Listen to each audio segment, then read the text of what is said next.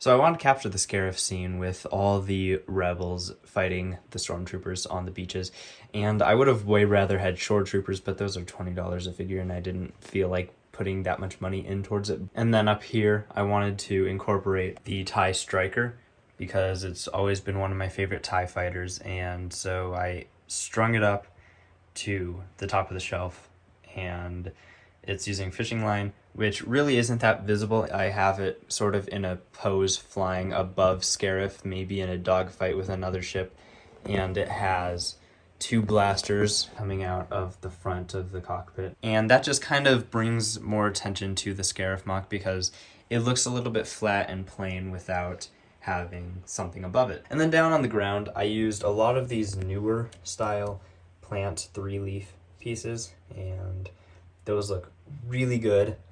Quite expensive, but they look really good.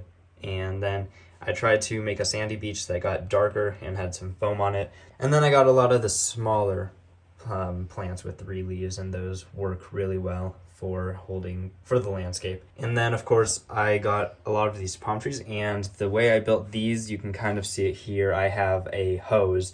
Some of them I didn't have enough cylinders for, but I have these hoses that go straight through them, and these brown pieces aren't connected together completely so that you can bend them and manipulate their shapes to whatever you want. And then I had some dark tan leaves underneath, and some of them have coconuts, and I kind of want to get the tropic feel with that.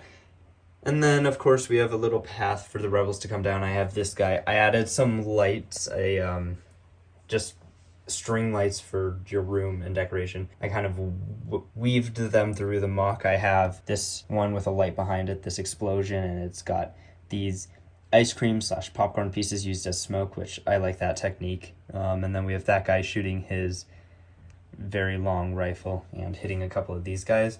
And I think the lights kind of just include a little bit more life in the MOC itself. And then I have some blasters being shot, and I took advantage of some of these guys' faces. And yeah, I think I tried to make a very dynamic scene of Scarif to capture what the battle was like, and I think I did a pretty good job. And then I tried to add a rippling wave because the water looked very flat, and the water was very calm and nice on Scarif, but I think the little ripple of the wave adds a lot of depth into the MOC.